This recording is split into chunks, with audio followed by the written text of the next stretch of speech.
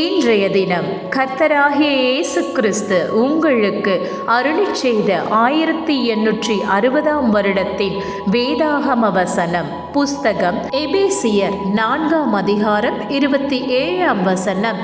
பிசாசுக்கு இடம் கொடாமலும் இருங்கள். இவ்வசனத்திற்குரிய சிறிய வெளிச்சம் இதோ. பிசாசு மிகவும் சாமர்த்தியம் உள்ளவன்.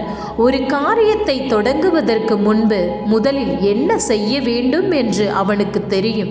அவனை மேற்கொள்ள வேண்டுமென்றால் கிறிஸ்துவின் மேல் சார்ந்து உங்களை தாழ்த்தி இயேசு கிறிஸ்து உங்களை வழிநடத்த அனுமதிப்பதே ஆகும்.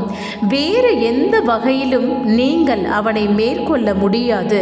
தேவனுக்கு முன்பாக உங்களை தாழ்த்தி ஆளுமை செய்து உங்களை தம்முடைய ஆணி அடிக்கப்பட்ட கரங்களில் கோர்த்து கொள்வது மாத்திரமே. வேறு எந்த வகையிலும் நீங்கள் அவனை மேற்கொள்ள முடியாது. நாம் ஒரு காரியத்தை அவரிடம் கேட்டு நமக்கு அதை அவர் கொடுக்காவிட்டாலும் நாம் அவ்வளவாய் அவரிடம் அன்பு கூற வேண்டும். ஏன், இதை செய்யத்தக்கதான ஒரே வழி அவருடைய திவ்ய சுபாவத்திற்கு பங்கு பெறுதலே ஆகும். அப்பொழுதுதான் அவர் ஏன் அதை உனக்கு கொடுக்கவில்லை என்பதை நீ புரிந்து கொள்ள முடியும்.